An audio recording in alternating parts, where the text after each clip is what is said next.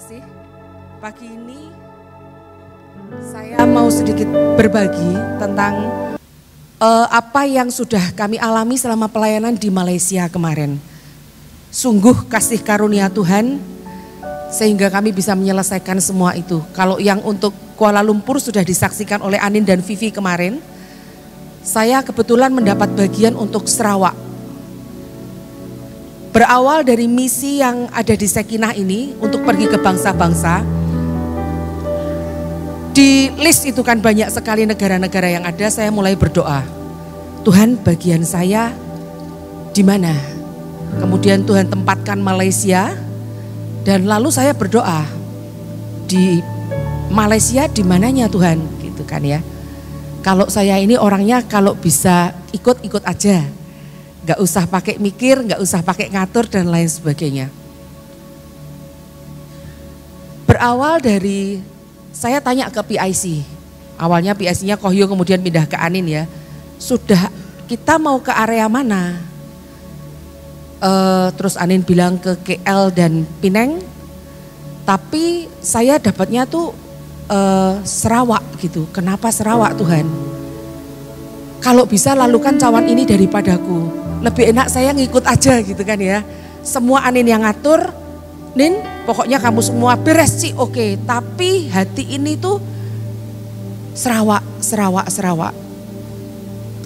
Kemudian saya mulai bertanya, ada CP siapa di Sarawak? Ternyata ada Ibu Nisi dan Ibu Angel, itu kita ada grup baca Alkitab gitu ya. Itu ada di sana. Sudah di-maintain dari 2020, cuman itu kadang muncul kadang enggak. Jadi tidak bisa diandalkan juga ini kalau secara logika manusia, saya enggak bisa mengandalkan itu jadi apa enggak gitu kan ya. Pokok singkat cerita jadilah kami berangkat ke Sarawak. Tempatnya pun saya baru dengar pertama kali itu, miri. Bapak Ibu ada yang sudah pernah dengar miri? Saya taunya tuh miri bumbu masakan Bapak Ibu. Ternyata miri itu suatu daerah yang memang Tuhan pengen kita ke sana.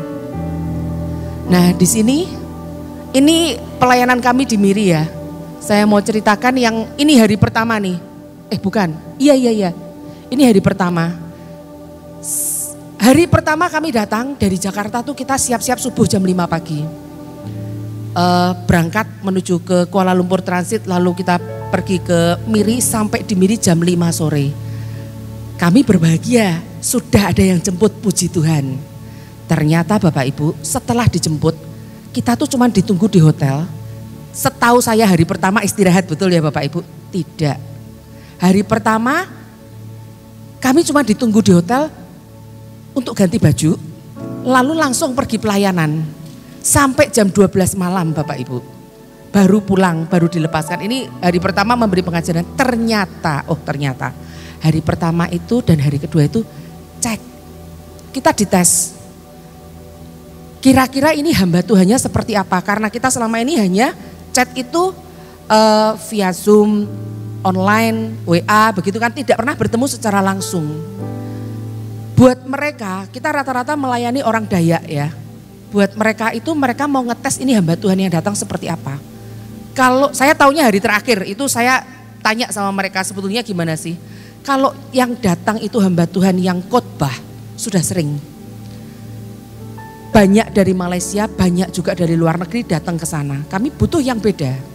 Kamu membawa apa untuk tempat kami gitu kan ya. Terus hari kedua di sini Bapak Ibu. Pagi kami pergi ke gereja lain juga. Ini hari kedua ada di gerejanya yang dilayani oleh Pastor Budi. Kebetulan Pastor Budi ada di tempat. Selamat pagi Pastor Budi, nanti boleh tolong bersaksi sedikit setelah ini. Terus pelayanan untuk kesembuhan, mereka tuh butuh praktek, butuh bukti bukan janji. Kalau engkau bilang Tuhan itu menyembuhkan, mana buktinya? Alkitab bilang Tuhan itu raja di atas segala raja, Tuhan itu punya kuasa. Mana buktinya? Karena mereka sudah terbiasa, orang Dayak ini kan ngilmu ya saudara, Bapak Ibu saudara. Kalau adu sakti gitu kan, sakti mana antara Tuhanmu dan kepercayaanku. baru mereka bisa diajar dan dilatih untuk ini Tuhan tuh yang lebih sakti. Baru mereka mau ikut, baru mau mereka terima pengajarannya. Hari kedua pun sama, kami dijemput jam 10 pagi, pulang jam 12 malam. Kembali bahkan makan pun kami tidak sempat, makan siang itu di mobil. Cuman dapat roti gitu kan ya, kita makan demi untuk kejar tayang pelayanan selanjutnya. Rata-rata orang sakit, orang yang pakai susuk, kawin cerai berkali-kali, kutuk keturunan. Jadi isinya pelepasan dan pelepasan. Terus yang di sini, ini adalah Dayak Penan. Mereka hidup di hutan. Anak-anak ini harus dijemput oleh namanya FLTC untuk diajari baca tulis. Banyak di antara mereka tidak bisa baca tulis. Jadi untuk baca firman untuk mereka itu sangat-sangat membutuhkan usaha yang berlebih. Karena mereka itu katanya sangat cinta pada keluarga. Jadi anak-anak itu tidak dibiarkan keluar dari hutan tersebut. Harus tetap ada di lingkup mereka. Nah, yang ini tadi Dayak Kayan ya. Yang di sana itu Dayak Saben. Kami mendapatkan kemurahan Tuhan karena kami itu berangkat dari pagi jam 10 sampai jam 12 malam, 10 sampai jam 12 malam dan itu masih antri banyak orang. Ini mereka datang dari daerah yang benar-benar terpelosok sana, terpencil. Mereka datang naik mobil itu harus 3 atau 4 jam untuk pergi ke Miri. Jadi mereka datang dan mencari Tuhan. Ada yang minta disembuhkan, ada yang minta dilepaskan dari susuk-susuknya dan lain sebagainya begitu. Nah, di sini kami itu benar-benar tahu bahwa itu Tuhan, itu murni Tuhan. Kita bagi tim gitu kan ya, kita bagi tugas. Saya jatah nyanyi, Ardi ini jatah gitar, Kathleen menyanyi dan foto gitu kan ya. Mbak Ana ini, Ibu Ana jatah mendoakan. Lalu Pak Cahyo ini dia akan memegang apa saja yang bisa dipegang. Kalau bahkan panggung pun bisa jadi drum untuk dia, untuk ngebeat gitu kan ya.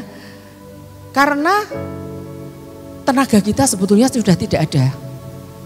Bapak Ibu kalau saya tuh tugas pagi misalnya untuk nyanyi gitu kan ya, ikut ibadah gini, siang itu kan kalau saya pagi menyanyi dengan sepenuh hati, siang tuh suaranya sudah nggak ada. Ini Bapak Ibu bayangkan menyanyi terus menerus dari jam 10 sampai jam 12. Ibu Ana juga berdoa dari jam 10 sampai jam 12 malam. Terus setiap hari. Ardi itu tangan jangan ditanya ya, kalau gitar terus itu kan dari yang sudah kapalan, ngelupas, kapalan lagi, pakai berdarah-darah, begitulah intinya, entah berdarah entah mengelupas, pokoknya itu bagian dia. Kami semua membayar masing-masing. Itu suara kalau bukan dari Tuhan nge-refill terus, ya nggak bisa keluar. Doa kalau bukan dari Tuhan yang menyembuhkan, ya nggak bisa sembuh. Wong urusannya sama kuasa gelap semua. Jadi kami itu belajar, Tuhan kasih karuniamu.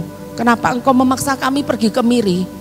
Ternyata memang ada, Tuhan mau punya acara di sana. Masih banyak Bapak Ibu. Saya ditanyain sama pastor, mau melayani di sini lagi kapan? Lah itu nanti Pak Hadi dan Bu Linda silakan bercakap-cakap sendiri.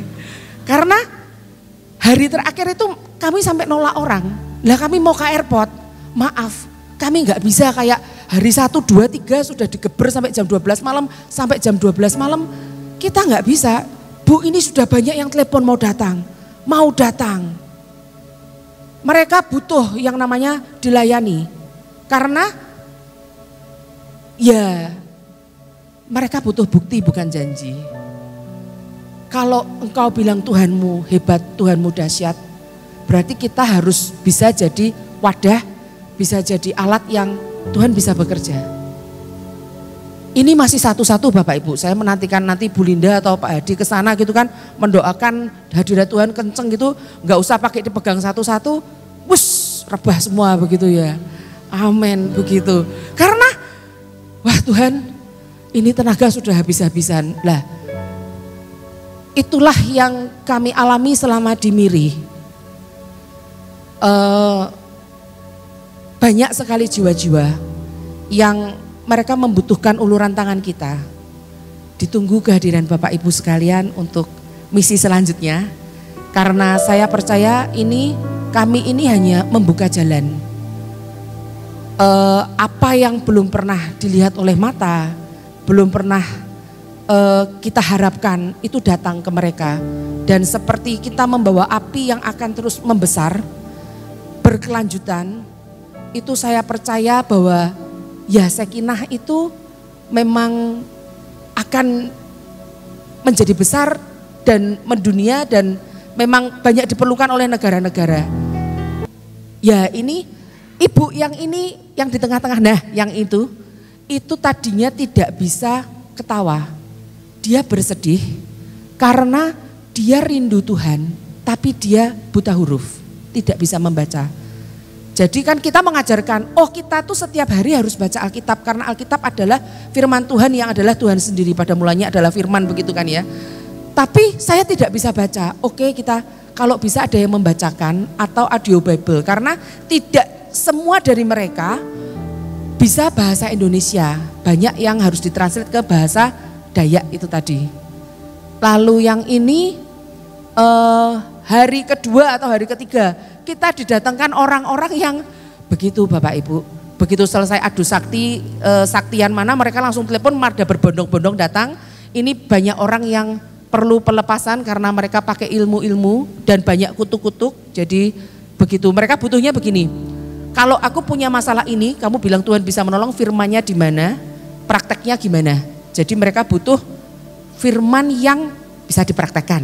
Intinya kurang lebih begitu. Ini kelompok yang mereka biasanya berdoa. Lah ini lumayan tuh Bapak, lihat yang kaos putih. Nah itu beliau sudah pernah mau pulang. Ceritanya beliau sudah, kalau ada orang yang lihat itu dia sudah naik melihat pintu gerbang surga. Tapi dengan kekuatan pendoa-pendoa yang lain ini, mereka nggak rela kalau dia pulang, ditarik turun suruh hidup kembali. Dia kemarin kesaksiannya begini, Bu saya ini jengkel sama mereka. Loh kenapa kamu kok jengkel? Ampunilah mereka, saya jengkel. Sudah enak-enak saya mau pulang, saya sudah melihat pintu gerbang surga, saya ditarik turun harus hidup kembali gara-gara mereka. Karena ada pembangunan gereja yang belum selesai, mereka bilang Tuhan kami, jadi dia tahu kalau dia mau pulang. Tugas itu sudah dibagi sama dia. Kamu nanti jadi ketua ini, kamu yang ngurus ini, kamu yang ngurus ini. Tapi mereka yang dibagi tugas ini bilang, Tuhan kami ini susah untuk ngurus surat-suratnya. Jadi akhirnya mereka bersepakat untuk berdoa, tarik turun dan hidup kembali untuk menyelesaikan tugas. Ini adalah hari terakhir kalau nggak salah ya. Ya yang bertato itu juga yang, jadi kami didatangkan setiap hari ke satu rumah, karena kalau kami harus ke rumah satu itu kan makan waktu banyak ya. Jadi caranya adalah kumpulinlah di satu rumah supaya kami ini bisa mendoakan, tidak usah buang waktu untuk kesana kesini karena banyak sekali yang mau didoakan. Awalnya saya cuman kasih karena harus ngatur gitu kan ya. Saya cuman di sana itu 4 hari. Karena waktu pertama kali saya tidak tahu kalau mau dites dulu Bapak Ibu. Kalau tahu ya beda ya, persiapan saya akan doa puasa lebih kenceng gitu kan ya. Saya nggak tahu. Kita bayarnya cuman waktu itu mau berangkat, kita setiap hari pujian penyembahan 2 jam. Waktu mau berangkat itu sekitar semingguan. Nah buat mereka itu, lah Bapak Ibu kalau mau melayani ke suku-suku pedalaman seperti ini, ya siap-siap tes adu sakti Bapak Ibu. Pastikan bahwa kita itu wadah yang siap, wadah yang Tuhan bisa bekerja melalui kita. Jadi saya bilang ini semua kasih karunia karena saya juga nggak tahu bakal dibeginikan begitu kan ya. Sudah? Ada lagi? Oh ya, ini waktu kita berdoa untuk tim sebelum mau ke airport. Lah ini sudah sampai jam malam ini. Tolong abaikan bentuk. Ini pengajaran. Mereka kita kasih firman-firmannya apa saja yang bisa mereka praktekkan setelah kita pulang. Karena kan tetap di sana banyak jiwa yang harus dilayani. kita bagikan firman-firmannya, mereka kita suruh mencatat supaya mereka bisa praktek.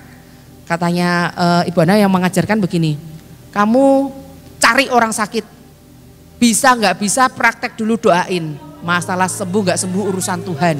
Jadi latihannya praktek begitu. Aduh, tolong jangan diulang ya.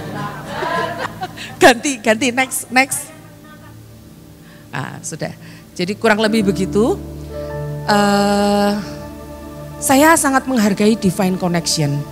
Jadi kalau memang itu pasti bukan kebetulan, karena awalnya saya juga berencana berangkat hanya berdua, Ardi dan saya, lalu bisa bertambah dengan Mbak Ana dan Bapak Hari, lalu bisa bertambah, kita tuh dapat Kathleen harus berangkat. Pada saat pemetaan awal, dia yang banyak dikasih mimpi ternyata, Tuhan banyak bicara melalui dia.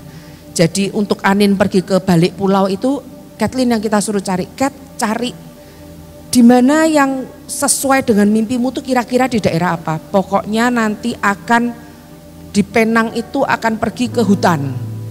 Nanti itu agak masuk ke dalam. Nanti akan ada area sawah, tapi itu di mana area sawah itu banyak bukan manusia yang mengerjakan, istilahnya begitu. Jadi hal-hal yang kita alami di sana rata-rata Tuhan sudah kasih dia mimpi.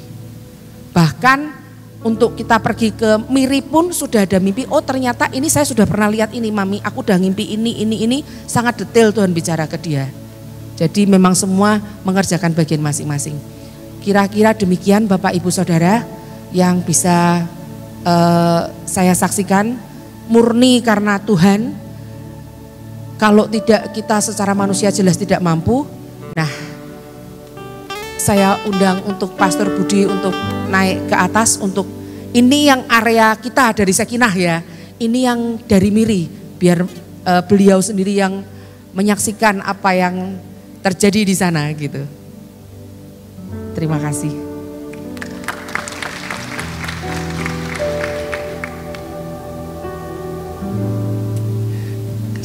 Haleluya. Puji Tuhan, segala kemuliaan hanya bagi Tuhan Yesus. Terima kasih Pastor buat waktunya. Sebelum saya sampai di tempat ini, saya sudah melihat tempat ini Pastor. Tapi saya lupa berapa bulan yang lalu, saya macam lihat ini, gambar-gambar ini. Jadi ada bendera bangsa-bangsa. Sampai saya berkata kepada istri saya mau punya tempat seperti ini ya. Tempat kami boleh lagi ditampilkan gambar yang tadi, mungkin foto yang tadi. Inilah tempat kami ya. Kami sedang berjuang di sana ya. Dan saya juga berasal dari suku Dayak. Dan di sini adalah orang-orang Dayak semua saudara. Ada Dayak Kayan, ada Dayak Kenya, ada Dayak Penan, ada Dayak Iban, dan banyak suku-suku di sana. Dan doa saya saudara, sebelum-sebelumnya saudara, ketika kami diinformasikan pada waktu itu, saya hanya berdoa demikian saudara. Tuhan, kirimkan orang-orang yang berdampak ke tempat ini. Haleluya. Dan saya mengucap syukur kepada Tuhan, melalui pelayanan Sekinah Glory melalui tempat ini, sehingga dimulai dari Ibu Ana ya, Bapak Cahyo, Ibu Yeni bersama dengan Bapak Ardi saudara. Tuhan bekerja dengan cara yang luar biasa. Orang yang sakit saya boleh melihat mereka dipulihkan. Haleluya. Mereka yang terikat saudara, Tuhan boleh melepaskan. Karena saya sadar setiap kita Tuhan berikan karunia masing-masing saudara. Dan dari tempat ini juga saya mengucapkan terima kasih buat Sekinah Glory. Doakan terus pekerjaan Tuhan di sana saudara, agar Tuhan dipermuliakan di sana. Dan banyak juga orang-orang yang mau berjuang ke sana, amin. Dan saya rindu juga setiap suku, kaum dan bangsa hanya datang kepada Tuhan Yesus sebagai Tuhan dan Juru Selamat. Terima kasih. Dan terima kasih juga buat Bapak Ardi yang tangannya, wah, sampai saya berkata pada malam itu, malam yang terakhir di sini, bagaimana Pak Ardi, macam mana tangan kamu? Dia bilang sudah tidak tahu pastor. Jadi memang pelayanan mereka sungguh sangat penuh. Saya bilang itu masih belum pastor. Kalau pukul 12 tengah malam ini masih belum. Masih ada sebenarnya pada waktu itu. Tetapi kita sudah bilang sudah cukup ya. Pukul 12 malam lebih kita pulang yang malam terakhir itu. Dan ada lagi mereka minta untuk pergi ke satu tempat. Karena ada orang yang dirasuk oleh roh Lucifer, saudara. Dan saya berkata memang waktunya, masanya tidak cukup, saudara. Next time saudara, kita persiapkan segala sesuatunya melayani di sana. Haleluya, segala kemuliaan hanya bagi Tuhan Yesus. Biarlah Yesus dipermuliakan lebih dari segala-galanya. Tuhan Yesus memberkati pekerjaan Tuhan di tempat ini dan umat-umat Tuhan yang bekerja bagi Tuhan. Amin. Amin. Haleluya. Puji Tuhan.